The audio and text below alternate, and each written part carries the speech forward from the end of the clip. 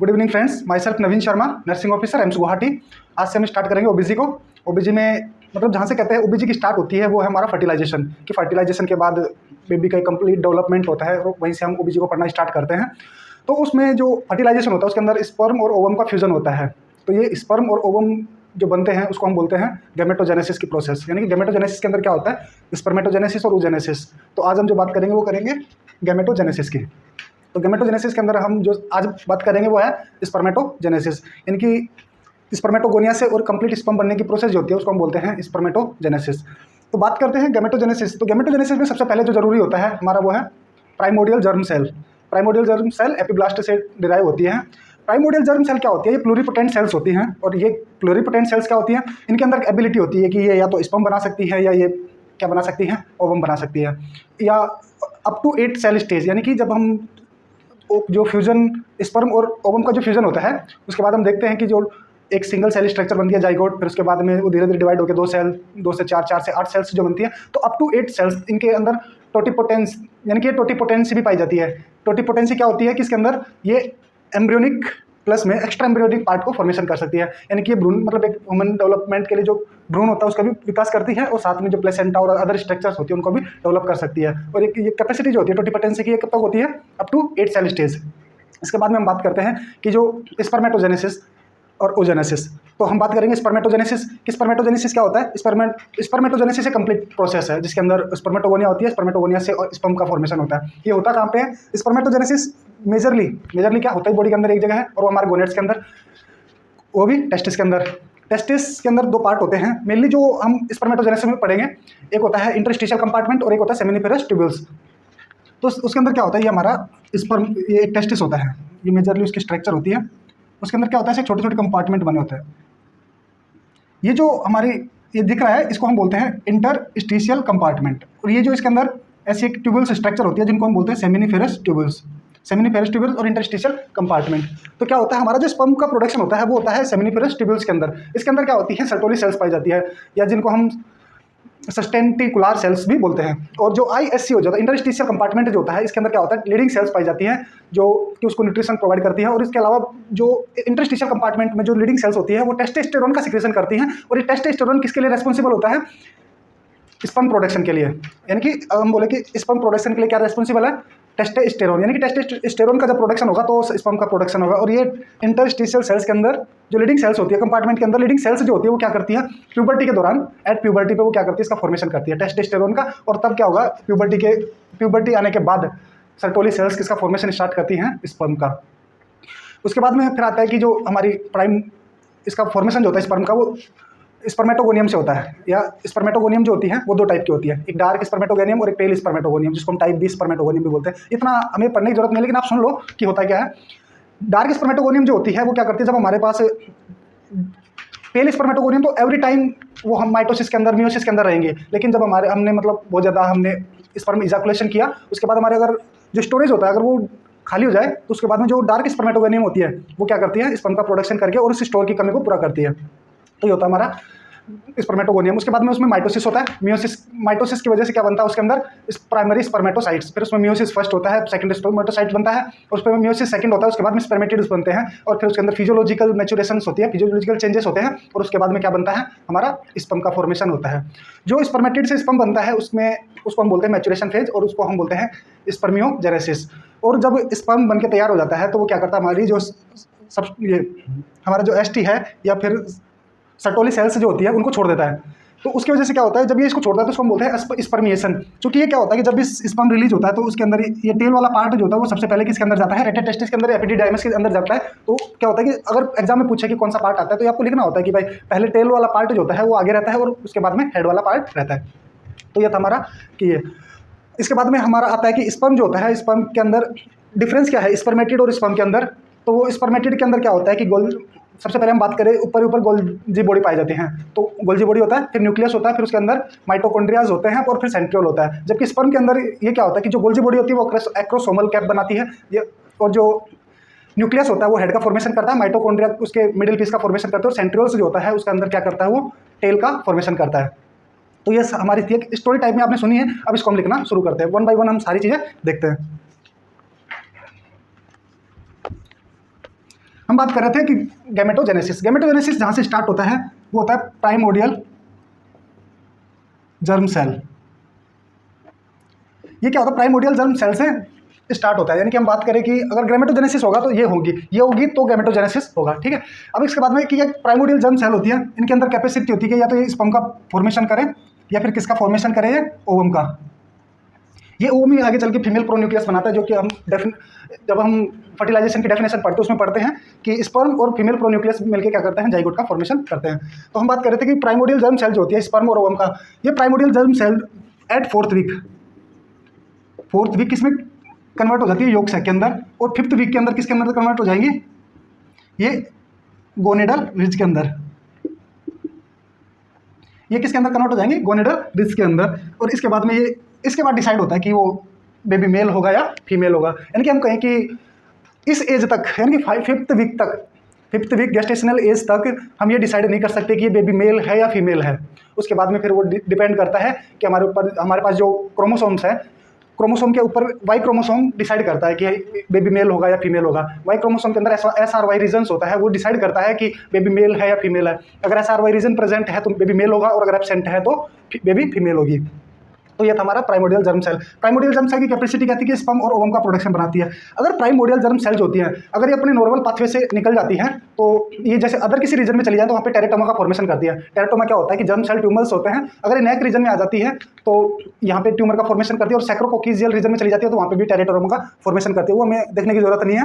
तो हम बात करते हैं कि प्राइमोर्डियल जर्म सेल स्पर्म और ओवम का फॉर्मेशन करती है। अब बात करते हैं कि स्पर्म का जो प्रोडक्शन होता है वो कहाँ पे होता है, टेस्टिस के अंदर, और इस प्रोसेस को हम क्या बोलते हैं, स्पर्मेटोजेनेसिस। तो अब हम देखेंगे कि व्हाट इज स्पर्मेटोजेनेसिस। जैसा हमने आपको बताया कि स्पर्मेटोजेनेसिस जो होता है वो कहाँ पे होता है, टेस्टिस के अंदर होता है। वो टेस्टिस के अंदर दो रीजन्स पाए जाते हैं। फर्स्ट वन क्या होता है, सेमिनिफेरस ट्यूब्यूल्स,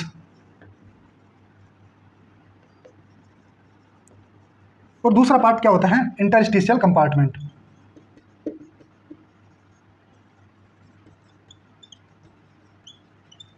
इंटरस्टिशियल कंपार्टमेंट और सेमिनिफेरस ट्यूब्यूल्स, ये दो पार्ट होते हैं किसके अंदर, टेस्टिस के अंदर। सेमिनिफेरस ट्यूब्यूल्स जो होती है इसके अंदर हमें पाई जाती हैं सर्टोली सेल्स,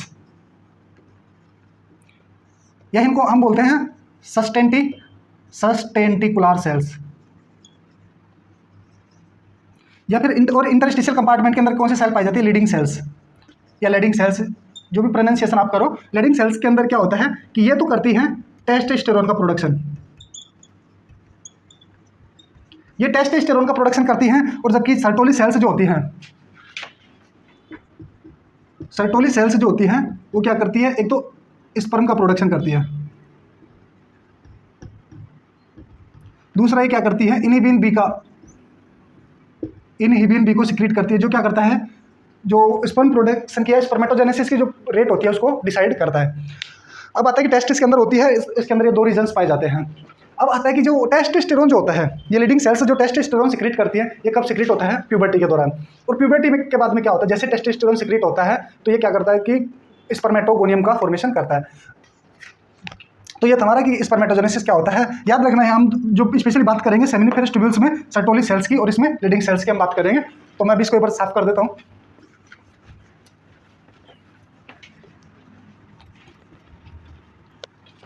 अब हम बात करेंगे कि मेजर रोल इन स्पर्मेटोजेनेसिस। किसका मेजर रोल होता है इसके अंदर, टेस्टोस्टेरोन का। और ये टेस्टोस्टेरोन कब आता है, एट प्यूबर्टी। हमने बताया कि टेस्टोस्टेरोन कब आता है, प्यूबर्टी पे। यानी कि हम बोले कि इसके अंदर क्या होगा, प्यूबर्टी के बाद या प्यूबर्टी के दौरान इसके अंदर मेल के अंदर स्पर्म का प्रोडक्शन स्टार्ट होगा। जबकि फीमेल्स के अंदर क्या होता है, प्राइमरी साइड्स जब इंट्रायूटेराइन लाइफ होती है तभी से बनना स्टार्ट हो जाती है। तो एट प्यूबर्टी पे क्या होता है, स्पर्मेटोगोनियम का फॉर्मेशन होता है, स्पर्मेटोगोनियम। ये स्पर्मेटोगोनियम दो टाइप के होते हैं, ये हमें लिखने की जरूरत नहीं है, हम सीधा लिखेंगे कि स्पर्मेटोगोनियम होता है, जिसको हम लिख सकते हैं 40XY, यानी कि 46XY, या इसको हम लिख सकते हैं 44+XY। अगर ये इन दोनों को इनके साथ मिला दे तो ये हो गया 46XY या 44+XY। ठीक है। अब स्पर्मेटोगोनियम के अंदर क्या होता है, माइटोसिस होता है। माइटोसिस यानी समसूत्री विभाजन इसके अंदर होगा। स्पर्मेटोगोनियम, इसके अंदर हमने क्या कराया, माइटोसिस, और इसको कराने से इसमें क्या बना, प्राइमरी स्पर्मेटोसाइट। इसके अंदर किसका फॉर्मेशन हुआ, प्राइमरी स्पर्मेटोसाइट का। अब इसके बाद इसमें क्या होगा, मियोसिस फर्स्ट, मियोसिस फर्स्ट यानी अर्धसूत्री विभाजन फर्स्ट होगा, और इसके बाद क्या बनेगा, सेकेंडरी स्पर्मेटोसाइट।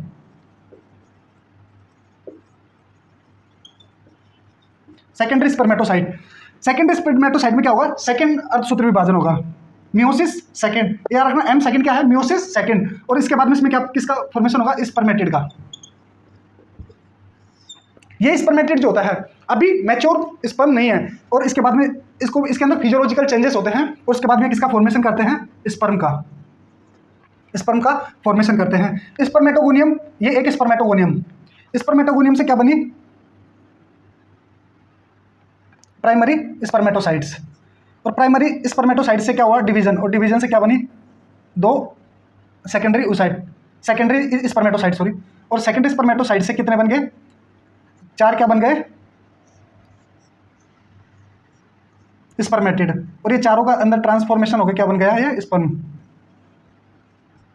यानी कि एक स्पर्मेटोगोनियम से कितने बने, चार स्पर्म बने, और उसके अंदर डिवीजन कितना हुआ, पहला माइटोसिस, मियोसिस फर्स्ट और मियोसिस सेकंड। याद रखना इसके अंदर कोई भी अरेस्ट फेज नहीं पाई जाती, और जब हम ओजेनेसिस पढ़ेंगे तो उसके अंदर पढ़ेंगे कि अरेस्ट फेज होती है, उसको हम डिक्टिएट फेज बोलते हैं। डिक्टिएट फेज, उसके अंदर क्या होता है, जो अरेस्टेड फेज होती है उसको हम डिक्टिएट स्टेज होती है, डिक्टिएट स्टेट। उसके अंदर ये होता है कि जो किसी डिपेंडेंसी की वजह से मियोसिस फर्स्ट और मियोसिस सेकंड रुक जाते हैं, जो एक स्पेशल या स्पेसिफिक टाइम आने के बाद स्टार्ट होते हैं। तो ये था हमारा कि स्पर्मेटोगोनियम 46XY 46। ये जो स्पर्मेटोगोनियम जो होती है किसके अंदर होती है, सर्टोली सेल्स के अंदर। अब सवाल ये आता है कि जब ये सर्टोली सेल्स के अंदर हैं तो हमारी बॉडी में कंटिन्यूसली ब्लड के अंदर चेंजेस आते रहते हैं, तो फिर ये अफेक्टेड क्यों नहीं होती, कि अफेक्टेड क्यों नहीं होता, कि ऐसा तो है नहीं कि स्पर्म का मतलब स्पर्म बार बार ब्लड के अंदर कभी मेटाबॉलिक एसिडोसिस हुआ, कभी रेस्पिरेटरी अल्कोलिसिस हुआ, ऐसा होते रहते हैं प्रोसेस, या कभी आपने पानी कम पिया तो उसकी वजह से बहुत सारे इलेक्ट्रोलाइट इम्बैलेंस हो जाता है। तो उन सबसे ये क्या होता है, ये स्पर्म जो होता है, ये हमारी जर्म सेल्स जो होती है अनअफेक्टेड रहती है। क्यों, उसके लिए एक प्रोटेक्शन होता है, इसके अंदर एक प्रोटेक्शन होता है, उसको हम बोलते हैं ब्लड टेस्टिस बैरियर। उसके अंदर होता है ब्लड टेस्टिस बैरियर, और ये ब्लड टेस्टिस बैरियर जो होता है कौन बनाती है, ये हमारी बनाती हैं सर्टोली सेल्स। यानी कि सर्टोली सेल्स क्या करती हैं, ब्लड टेस्टिस बैरियर का फॉर्मेशन करती हैं, और ब्लड टेस्टिस बैरियर का फॉर्मेशन की वजह से क्या होता है कि जब भी ब्लड के अंदर कोई चेंजेस होते हैं तो उन सबसे ये किसको, स्पर्म को प्रोटेक्ट करके रखती है, चाहे कोई टॉक्सिक सब्सटेंस हो या हार्मोनल सब्सटेंस हो, उन सबसे अनअफेक्टेड रखती है स्पर्म को, इसलिए इसकी जरूरत होती है। ये क्या होता है, सर्टोली सेल्स के टाइट जंक्शन से जो होते हैं, यानी कि टाइट जंक्शन की वजह से इसके अंदर एक बैरियर का फॉर्मेशन होता है जिसको हम बोलते हैं ब्लड टेस्टिस बैरियर। अब उसके बाद में आता है कि हमारा ये था स्पर्मेटोगोनियम, सॉरी 1 मिनट,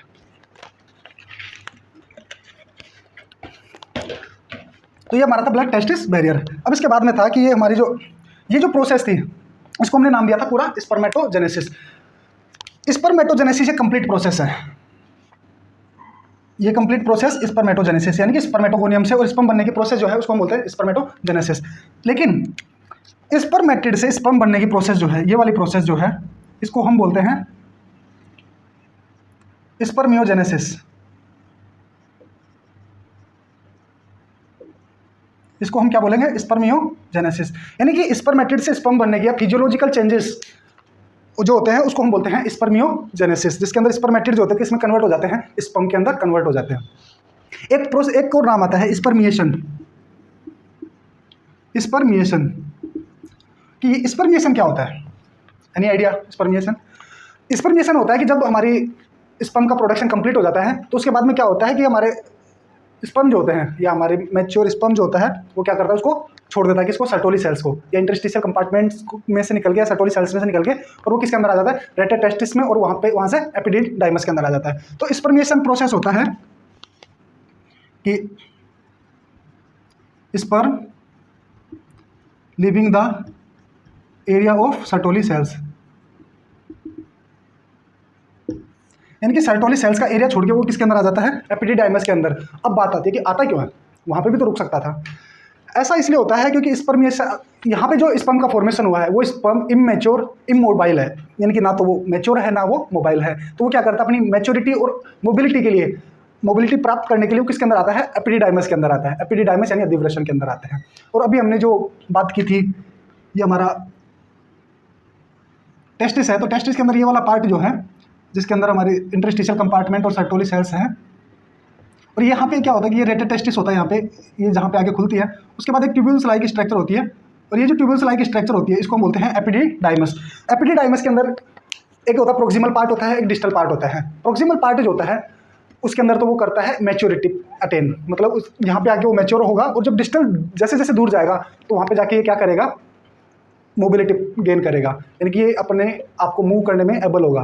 तो ये था हमारा इसका कि स्पर्मिएशन क्यों जरूरी था, कि स्पर्मिएशन की वजह से वो एपिडिडाइमस के अंदर आता है, और हम बोलते हैं कि एपिडिडाइमस जो होता है वो एक टेम्परेरी रिजर्वायर होता है स्पर्म के लिए, जहाँ पे वो अपनी मैच्योरिटी और मोबिलिटी गेन करता है। तो ये हम बात करें कि in proximal part of epididymis, epididymis के प्रोक्सिमल पार्ट के अंदर तो वो क्या करता है, अटेन मैच्योरिटी,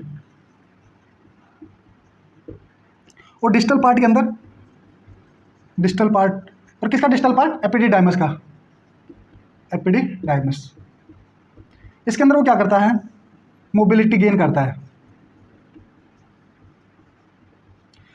प्रोक्सिमल पार्ट के अंदर मैच्योरिटी और डिस्टल पार्ट के अंदर मोबिलिटी गेन करता है, यानी कि वो अपने आप को मूव करने की कैपेसिटी वो करता है। लेकिन क्या होता है कि क्या ये मैच्योरिटी और मोबिलिटी सफिशिएंट है कि वो जाके एक ओवम को फर्टिलाइज कर सके? नहीं, ये अभी ये इतना भी मोटाइल नहीं हुआ, ये भी इतना भी मोबाइल नहीं हुआ कि अभी जाए और एक ओवम को फर्टिलाइज कर दे। तो इसके लिए क्या होता है, एक प्रोसेस होती है, आफ्टर इंसेमिनेशन के बाद एक प्रोसेस होती है जिसको हम बोलते हैं कैपेसिटेशन, योग्यता अर्जन। उस कैपेसिटेशन के प्रोसेस के बाद ये क्या होता है, हाइपर मोटाइल होता है, और भी ज़्यादा हाइपर मोटाइल होता है। उसके बाद ये कैपेबल होता है कि किसी ओवम को फर्टिलाइज कर सके। अप्रोक्स 2 मिलियन स्पर्म एक वेजाइना के अंदर छोड़े जाते हैं, लेकिन एक स्पर्म जाके ZP3 से जुड़ता है। तो ये कैपेसिटी जो होती है, या फिर वो एक ही स्पर्म को सेलेक्ट करने की जो कैपेसिटी है, ये सारी हम किसके अंदर देखेंगे, फर्टिलाइजेशन के अंदर। तो ये हमारा कि प्रोक्सिमल पार्ट के अंदर क्या होता है, ये मैच्योरिटी, और डिस्टल पार्ट के अंदर मोबिलिटी गेन करता है। अब हम बात करते हैं कि जो हमारा है डिफरेंस क्या है स्पर्मेटिड और स्पर्म के अंदर, कि हमारा जो स्पर्मेटिड है ये क्या होता है और स्पर्म क्या होता है, इसके अंदर कौन कौन से फिजियोलॉजिकल चेंजेस होते हैं जिनकी वजह से हम इसको स्पर्मेटिड बोल रहे हैं और इसको स्पर्म बोल रहे हैं। तो मैं इसको एक बार क्लीन कर देता हूँ।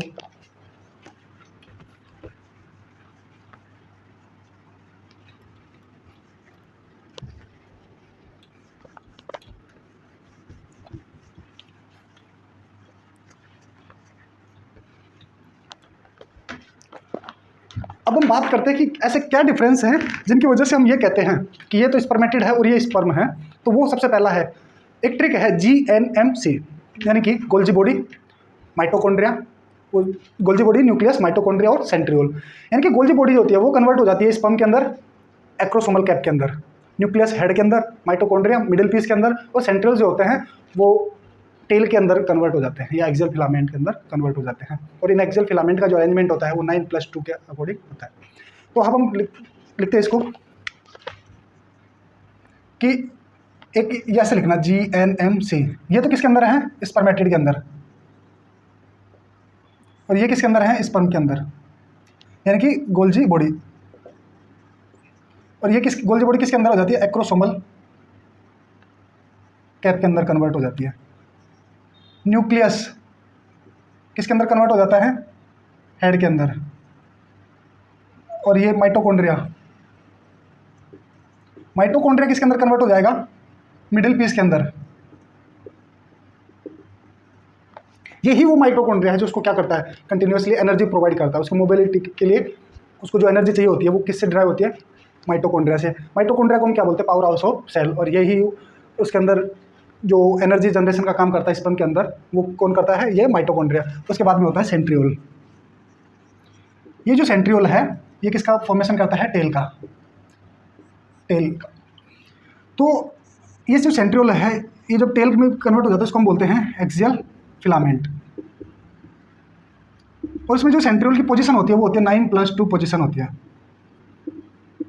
पूछा हुआ क्वेश्चन है कि सेंट्रियोल्स जो होते हैं एक्सियल फिलामेंट के अंदर उनकी पोजीशन क्या होती है, तो वो पोजीशन होती है 9+2 पोजीशन के अंदर ये अरेंजमेंट हुए होते हैं। तो ये तो होती है हमारे स्पर्मेटिड के अंदर। और स्पर्मेटिड से स्पर्म के, स्पर्मेटिड से और स्पर्म में कन्वर्ट होना, इसको हम बोलते हैं स्पर्मिएशन। इसको हम क्या बोलेंगे, स्पर्मिएशन। अब अगला सवाल ये आता है कि हमारा जो स्पर्म होता है, स्पर्म कैसा होता है, इसके अंदर कौन से फैक्टर्स होते हैं जो इसके अंदर मोबिलिटी मैच्योरिटी को प्रोवाइड करवाने में हेल्प करते हैं, और वो कितने दिन तक जीवित रह सकता है, उसकी स्ट्रक्चर क्या होती है। तो इसके लिए अब हम बात करेंगे स्पर्म की, कि व्हाट इज स्पर्म। अब हम बात करते हैं स्पर्म के। मेल के जो प्राइमरी गोनैड्स होते हैं वो है हमारे टेस्टिस। टेस्टिस के अंदर जो हमारे कह सकते हैं कि फंडामेंटल, हमारी लाइफ का जो फंडामेंटल है वो हमारा स्पर्म है। अब एक कॉमन क्वेश्चन होता है कि why sperm is needed for fertilization, कि हम बिना, ऐसा क्या है स्पर्म के अंदर कि वो जो फर्टिलाइजेशन के लिए ज़रूरी है। तो क्या होता है कि जब हमने पढ़ा था कि जब मियोसिस सेकंड होता है वो मेटाफेज के अंदर आके रुक जाता है, जब स्पर्म वहाँ तक पहुँचता है तब जाके वो प्रोसेस स्टार्ट होती है। क्यों? क्योंकि एक तो इसके अंदर क्रोमोसोम्स होते हैं जो डिटर्मिनेशन करते हैं कि बेबी मेल होगा या फीमेल होगा। दूसरा, इसके अंदर सेंट्रियोल्स पाए जाते हैं, इसके नेक पार्ट में सेंट्रियोल्स होता है, और तारक का जरूरी होता है। अगर नेट सेंट्रियोल होता है वो उस मियोसिस सेकंड में एब्सेंट होता है, वो उनके पास एब्सेंट होता है, जो स्पर्म के पास प्रेजेंट है। जब स्पर्म वहाँ तक जाता है तो ये क्या करता है, अपना सेंट्रियोल्स को दे देता है, और centrioles are responsible for cell division, so that's why sperm are needed for fertilization. इसलिए हमें स्पर्म की जरूरत पड़ती है। अब हम पहले स्ट्रक्चर देखते हैं, स्पर्म की स्ट्रक्चर कैसी होती है।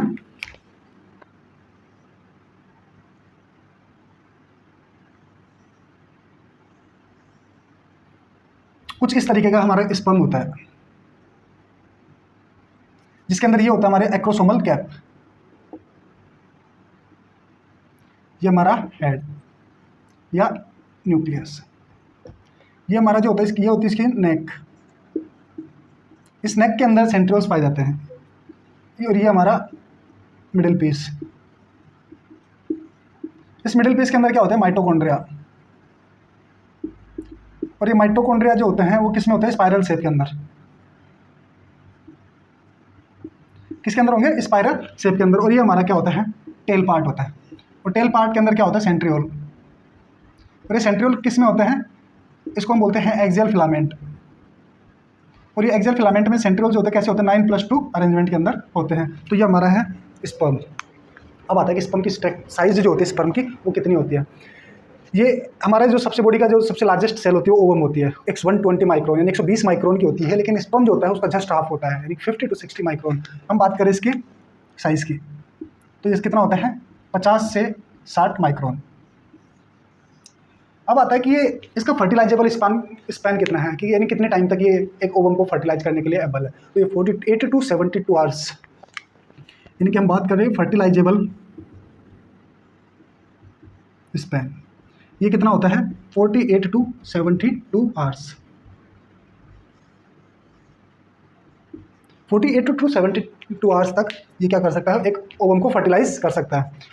अब अगला सवाल आता है कि हमने अभी बात की थी कि क्या करता है, मोबिलिटी गेन करता है किसके अंदर, डिस्टल पार्ट ऑफ एपिडिडाइमस के अंदर। तो इसकी कौन ऐसा क्या फैक्टर होता है, क्या मटेरियल होता है जो इसकी हेल्प करता है। तो उसके अंदर हम बात करते हैं, एक प्रोटीन होती है डाइनिन प्रोटीन। ये डाइनिन प्रोटीन जिसके माइक्रोट्यूब्यूल्स पार्ट जो होते हैं, उस माइक्रोट्यूब्यूल्स पार्ट को टुगेदर करके मतलब एक साथ बांध के रखती है। और ये जब उसको बांध के रखती है तो ये किस में हेल्प करते हैं, माइक्रोट्यूब्यूल्स उसके स्ट्रक्चर को मेंटेन करने में, और वो स्ट्रक्चर जब मेंटेन रहती है तो वो मोबिलिटी गेन करता है। दूसरा, इसके अंदर एक और होती है beta defensin protein, beta defensin 126 protein. ये भी क्या करती है, इसकी जो मोबिलिटी होती है उसको गेन करने में इसकी हेल्प करती है, बीटा डिफेंसिन 126 प्रोटीन।